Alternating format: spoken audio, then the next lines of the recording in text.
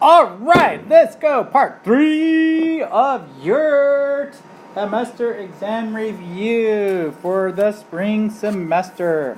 So let's look at the first few set of problems we got here. We are starting at problem number 29. Find the area of a triangle, which you should know that the area of a triangle is 1/2 the base times the height. Maybe you add that to your formula sheet. We'll see. Anyway, so if I do 1/2 of 12 times 9, I should get 54 centimeters squared. That should be a little square right there. There you go. Eventually that's probably going to get added, but we'll see. Alright, parallelogram. It's just base times height. So in this one I'm just saying 6 times 11, which is going to be 66. Now keep in mind, there's my square, there's my other square. Okay, I can have the height right here where it's shown, or I can have it out here. But the main point is height is the vertical distance. It's straight across, okay? So there you go. Do not focus on the diagonal. Now, hint hint, what would happen if I gave you an area and gave you, say, the base? Could you find the height? All you got to do is divide. So then that would be fairly simple, okay? So kind of keep that in mind. All right. Area of a rhombus. The area of a rhombus is equal to the half of the diagonals times each other. So if I give you two diagonals and say one is 12 and the other one is 18, then you can give me that answer. And this, by the way, is also the same formula for a kite. So in this case, this one should be 108 inches squared. Okay, let's do 33 also, and then we'll come back to 32. So 33, we've got a kite. Now I've checked on the test. They're going to give it to you. So like this one, I would have given you like a diagonal of 16 and a diagonal of 21. So we'll give you the full diagonal. I'm not going to make you try to figure those out. So if I do 1/2 of 21 times 16, I get, say, 168. In this case, centimeters squared. Alright, so now let's look at number 32. Area of a trapezoid is 1/2 the sum of the bases times the height. So in this case, my height is 12, and base 1 is 8, and base 2 is 16. Then if I say half of 8 plus 16 times 12, what will I get for an answer? You should get 144. In this case, centimeters squared. Alright, so for the next one, we're talking about circumference and area of a circle, but we're going to do this in terms of pi. So what does that mean? That means basically you just got to plug in the numbers where they belong in the formula, and then don't actually multiply them by pi. So like on number 34, when I say, okay, the diameter is 6, then I can say, oh, I'm going to use the circumference of a circle that says diameter times pi. So then I would just put here 6 pi, and I'm done. That's it. That's all you got to do. You plug the 6 in place of the d for diameter, and then you've got your answer. If you want to look at, say, the next one, number 35, with radius, or area, the radius is 4, so if I just do the 4 squared, which is 16, then my answer is 16 pi, and I'm done. Alright, now for number 36, because those are pretty easy, keep in mind any polygon, the regular polygon to the nearest tenth is going to be regular polygon is 1/2 the apothem times the perimeter. Now, for a hexagon, there's something we can do here. So here's my drawing of a hexagon. I know, I'm a great drawer, right? I'm a great artist. Woohoo! Yay, I can draw! Don't make fun of me. Okay, anyways, I'm just kidding. Alright, so, look. If I give you the little short side, no matter what, you're going to double that. So, times 2. Okay? So, that would be 10. You multiply that by 6, you've got the perimeter. So, maybe you remember that. Now, to find the apothem, you multiply this number, whatever it may be, times the square root of 3. I would do that in a calculator just to go ahead and get that and get, like, say, 8.7 in this case. And then I could do 1/2 the apothem times the perimeter and get my answer, which in this case would be, alright, so the area here would be 261 What was this? Centimeters squared. Okie dokie. Alright, so for the next question, like these composite type figures or these shaded figures, like on number 37, I'm going to say that's a shaded area. You need to recognize what are your shapes here. You've got one shape that's a triangle, and you should be able to find, because it's a radius, should be able to find the height in the base. So I could say 1/2 the base times the height. And then you got to be able to say, find the area of the semicircle, which in this case would be 1/2 of pi r squared.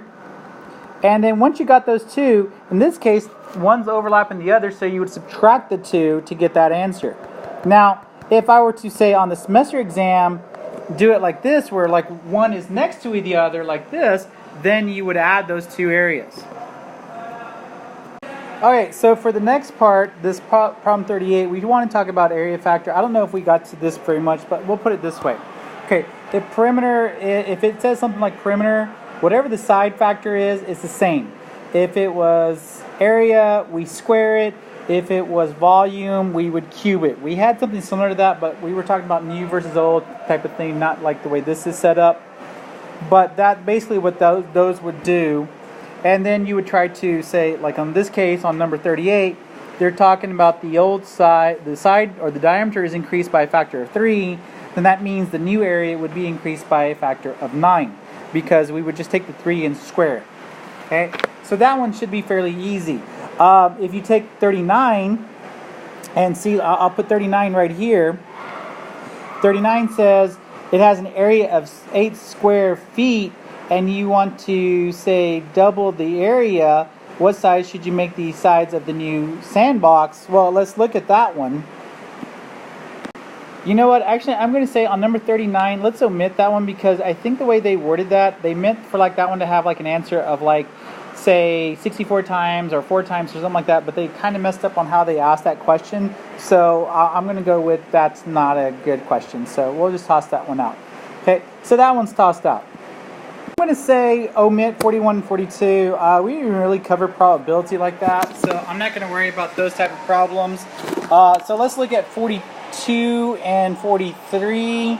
You need to know like what type of prism or what type of 3D figure that may be. In this case, that's a rectangular prism. You should know how the other ones look, and kind of go from that. Know like what's a hexagonal, what's a pyramid, what's a cone, things like that. We didn't really worry too much about the naming, but apparently we're going to here because, hey, why not? All right, and then 43. Obviously, that one's going to be a cylinder. You've got 2 circles as your bases, so you should be able to tell that. And then, like, no things like how can you recognize like a prism? I mean, when these shapes are, say, rectangular, that's going to be prisms. And then the bases, what there's only 2 of, will be the name that goes in front of the word prism. You know, little things like that should be beneficial to help you on those types of questions. Okay. I'm not going to do 44. We didn't worry about that one, so we're not going to worry about, say, a problem like 44 or even 45.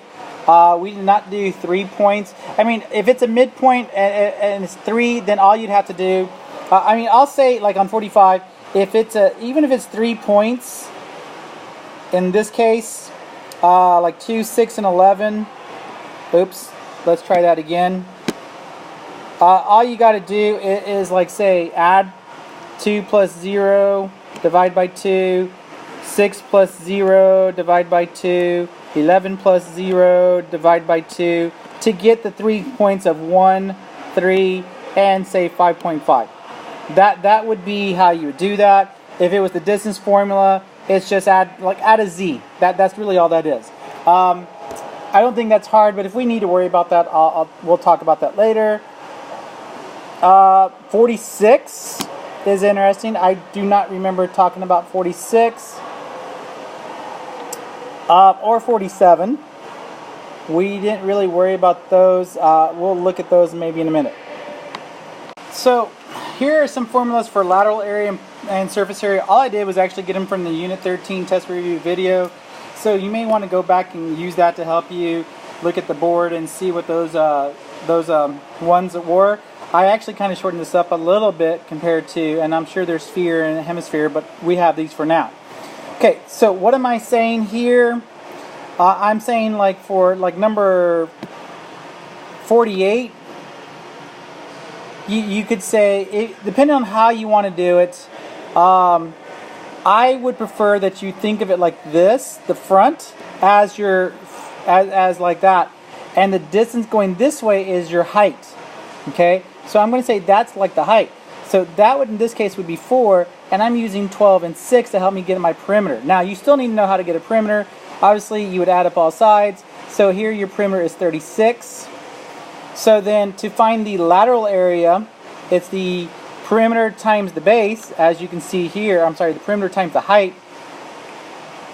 And so I could say 36 times 4 to get, say, 144.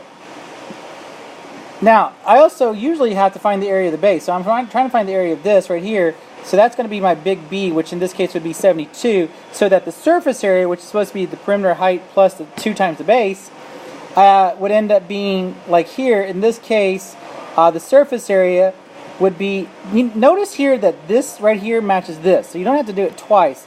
So this right here plus 2 times the 72. And if I do that, I should get 288. Okay, 49 to use the formula there. The lateral area, again on this one says it's 2 pi r h.